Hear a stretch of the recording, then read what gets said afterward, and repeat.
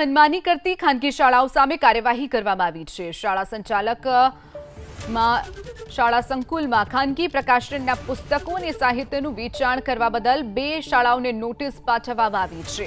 વસ્ત્રાલની United વેલી international school અને મણિનગરની Nelson સ્કૂલને જિલ્લા શિક્ષણ અધિકારી નોટિસ ફટકારી છે અને ખુલાસો કરવા માટે 2 દિવસનો સમય પણ માંગ્યો છે। જો કે 2 દિવસમાં યોગ્ય ખુલાસો નહીં કરવામાં આવે તો 10 થી 25,000 સુધીનો દંડ પણ વસૂલવામાં આવશે।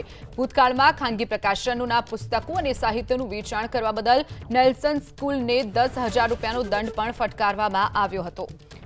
તો અમદાવાદમાં ખાનગી શાળાઓ જે પોતાની મનમાની ચલાવતી હોય તેને ફરી એક વખત શિક્ષણ વિભાગે નોટિસ પાઠવી છે। અમદાવાદના મણિનગરની શાળાને જિલ્લા શિક્ષણ અધિકારીએ નોટિસ ફટકારી ખુલાસો માંગ્યો છે। મણિનગરની મુક્તજીવન ઇંગ્લિશ સ્કૂલ સામે આરટીઈમાં પ્રવેશ મેળવનાર વિદ્યાર્થીઓ પાસે ઉઘરાણી કરવાનો આરોપ લાગ્યો છે। આરટીઈ હેઠળ પ્રવેશ મેળવનાર ગરીબ પરિવારના વિદ્યાર્થીઓ પાસે 1,000 રૂપિયાની ઉઘરાણી કરવામાં આવી। સમગ્ર મામલે જિલ્લા શિક્ષણ અધિકારીએ શાળાને નોટિસ ફટકારી ખુલાસો કરવા માટે આદેશ કર્યો છે। જો સંતોષકારક જવાબ રજૂ કરવામાં નહીં આવે તો શાળાને 10,000 રૂપિયાનો દંડ ફટકારવામાં આવશે।